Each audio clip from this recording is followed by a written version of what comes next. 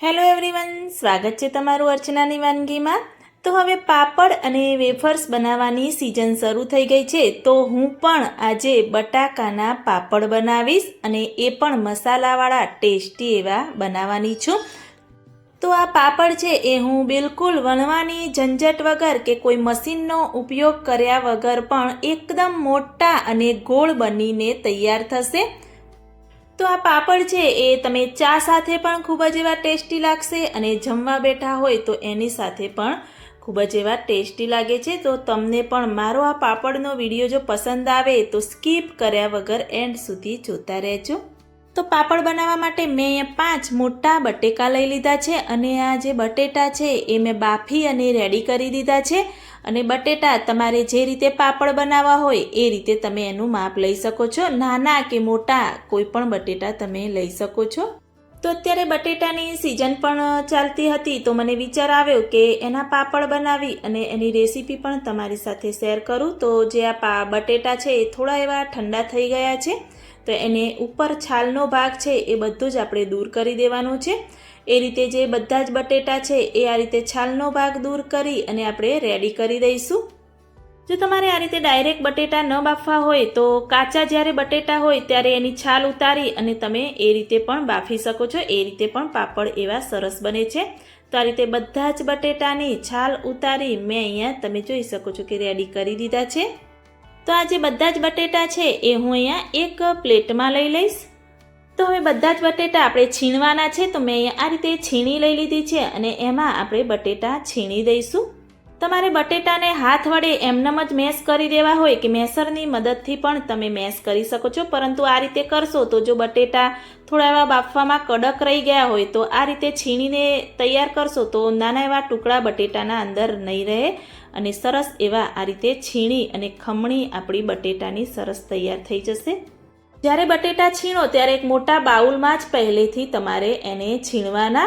તો આ રીતે મેં બધા જ બટેટા છીણી અને રેડી કરી દીધા છે। તો હવે આપણે અંદર બધા જ મસાલા કરવાના છે એ કરીશું। તો મેં 2 લીલા મરચાં ઝીણા એવા સમારીને લઈ લીધા છે, એ અંદર આપણે એડ કરી દઈશું। તમે ખલમાં ખાંડીને પણ અંદર લઈ શકો છો। જો બાળકોને ખાવું હોય તો તમે મરચાંને સ્કીપ પણ કરી શકો છો। 1/2 ટેબલસ્પૂન ચીલી ફ્લેક્સ આપણે અંદર એડ કરી દઈશું। જેવું તીખું જોઈએ એ રીતે તમે મરચાંનો ઉપયોગ કરી શકો છો। થોડી એવી ફ્રેશ કોથમીર ધોઈ અને અંદર આપણે એડ કરી દઈશું। કોથમીરથી પાપડમાં ટેસ્ટ એકદમ સરસ આવે છે। 1 ટેબલસ્પૂન આપણે આખું જીરું અંદર એડ કરી દઈશું। જો તમારે જીરાનો પાવડર અંદર એડ કરવો હોય તો એને થોડું એવું વાટીને પણ તમે અંદર એડ કરી શકો છો। ટેસ્ટ અનુસાર આપણે અંદર મીઠું એડ કરી દઈશું। તો મેં અંદર પાપડનો ખારો ચપટી જેવો અંદર એડ કર્યો છે, પરંતુ વિડીયોમાં આવ્યું નથી। જો તમારે પાપડનો ખારો ન હોય તો તમે જે સાજીના ફૂલ આપણે વાપરતા હોઈએ છીએ રેગ્યુલર એ પણ તમે એડ કરી શકો છો, પરંતુ એને ચપટી જેવા જ એડ કરવાના, વધારે ન પડી જાય એનું પણ તમારે ધ્યાન રાખવાનું। આ રીતે બધો જ મસાલો આપણે મિક્સ કરી દીધો છે।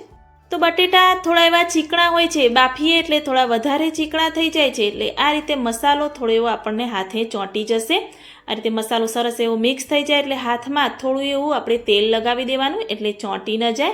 અને આ રીતે જે આપણે પાપડમાં ખીચાના લુવા કરતા હોઈએ છીએ એ રીતે આપણે લુવા કરી અને પહેલાં રેડી કરી દઈશું। તમારે જેવડા પાપડ બનાવવા હોય એ રીતે તમે લુવા કરી શકો છો, નાના કે મોટા બનાવવા હોય એ રીતે પાપડના બધા જ આપણે આ જે ખીચું કહીએ કે બટેટાનો માવો કહીએ એના લુવા કરી અને આપણે રેડી કરી દઈશું। તો ધીરે ધીરે કરી અને આપણે બધા જ લુવા બનાવી અને રેડી કરી દઈશું અને પછી પાપડ બનાવવાની શરૂઆત કરીશું। તો એના માટે મેં અહીંયા પ્લાસ્ટિક પાથરી દીધું છે। તમે કોઈ કોટનનું કાપડ પાથરો એના કરતાં પ્લાસ્ટિક પાથરો તો વધારે સારું, એમાં પાપડ પણ જલ્દી એવા ખુલી જાય છે। તો આ રીતે એક લુવો રાખી દઈશું અને ઉપર મેં અહીંયા નાનું એવું પ્લાસ્ટિક લઈ લીધું છે, એમાં થોડું એવું તેલ ગ્રીસ કરી દીધું છે। જે તેલવાળો ભાગ છે એ લુવા ઉપર આપણે આ રીતે રાખી દઈશું અને હાથ વડે એક વખત આ રીતે આપણે પ્રેસ કરી દઈશું। તો આ પાપડ છે એ તમે ખાટલામાં કે ટેરેસ પર તડકામાં પણ અને ઘરમાં પંખામાં પણ બનાવી શકો છો। તો આ રીતે મેં એક પ્લેટ લઈ લીધી છે અને પ્લેટની જે સપાટી હોય એક સરખી હોય તો વધારે સારું, એનાથી પાપડની થિકનેસ છે એકદમ સરખી આવશે। તો આ રીતે પ્લેટને આપણે આ રીતે પ્રેસ કરી અને આ રીતે રાઉન્ડ રાઉન્ડ કરશો એટલે તમારો પાપડ છે એ એકદમ ગોળ અને સરસ એવો મોટો બની અને તૈયાર થશે। પ્લેટને થોડું એવું તમે દબાવશો એટલે તમારો પાપડ છે એ એકદમ ગોળ અને સરસ એવો પાતળો બની અને તૈયાર થશે. તમે જોઈ શકો છો કે પાપડ આપણો સરસ એવો મોટો બની ગયો છે. તો એને ઉપરનું જે પ્લાસ્ટિક છે એ આપણે લઈ લઈશું. તો આપણે તેલ લગાવ્યું હતું એટલે એકદમ ઇઝી આપણું પ્લાસ્ટિક એકદમ આ રીતે ખુલી જશે. તો વણવાની ઝંઝટ વગર કે મશીનનો ઉપયોગ કર્યા વગરની આ આપણી એક ટ્રીક છે. તો એ રીતે આપણે બધા જ પાપડ બનાવી અને રેડી કરીશું. અને આ રીતે પાપડ બનાવશો તો એકદમ ઝડપથી પાપડ બની અને તૈયાર થઈ જાય છે. આ પાપડને તમે તડકે પણ સૂકવીને બનાવી શકો છો અને ઘરમાં પંખા નીચે પણ બનાવી શકો છો. જો તડકે બનાવશો તો જલ્દી એવા સુકાઈ જશે અને પંખા નીચે એક દિવસ જેવું તમારે પાપડને સુકાતા લાગે છે. તો આ રીતે મેં બધા જ પાપડ બનાવીને રેડી કર્યા છે. તમે જોઈ શકો છો કે બધા જ પાપડ સરસ એવા મોટા બનાવ્યા છે અને મોટા બનીને તૈયાર થાય છે. તમે જે રીતે લુવા રાખો એ રીતે બને છે. તો આ પાપડ છે એ મેં ઘરમાં બનાવ્યા છે એટલે થોડી વાર ઉપરનો ભાગ સુકાઈ જાય અને થોડા પાપડ ખુલ્લા થાય ત્યાં સુધી એને પંખા નીચે હું સૂકવવા દઈશ. તો તમે જોઈ શકો છો કે પાપડનો ઉપરનો ભાગ છે એ સરસ એવો સુકાઈ ગયો છે. તો આ પાપડને હું ખુલ્લા કરી અને તડકે સરસ એવા સૂકવી અને રેડી કરી દઈશ. તો આ રીતે મેં બધા જ પાપડ તડકે સૂકવી અને આ રીતે રેડી કરી દીધા છે. તમે જોઈ શકો છો કે બધા જ પાપડ સરસ એવા સુકાઈ ગયા છે. અને જો પાપડ છે એ પ્રોપર એવા તમારે સૂકવવાના છે. જરાય પણ લીલા હોય એવા નથી રાખવાના. જો થોડા એવા લીલા ભીના હશે અને તમે તળશો તો પાપડ તમારા એકદમ લાલ બની જશે.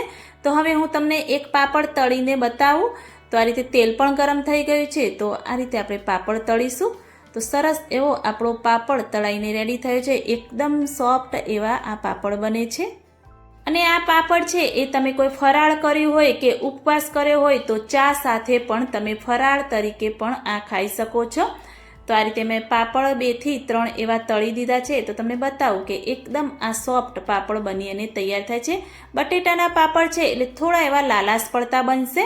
તો આ રીતે મારા આ પાપડની રેસીપી તમને કેવી લાગી એ મને કમેન્ટમાં જરૂરથી બતાવજો. અને અત્યારે સિઝન છે તો તમે પણ આ રીતે મારી આ રેસીપીથી બટાકાના પાપડ બનાવીને ચોક્કસથી ટ્રાય કરજો અને મને કમેન્ટમાં જરૂરથી બતાવજો કે મારી આ પાપડની રેસીપી તમને કેવી લાગી. જો સારી લાગી હોય તો મારી ચેનલને લાઈક, શેર, કમેન્ટ કરો. મળીએ કોઈ એક નવા વિડીયો સાથે, નવી માહિતી સાથે. ત્યાં સુધી બાય બાય.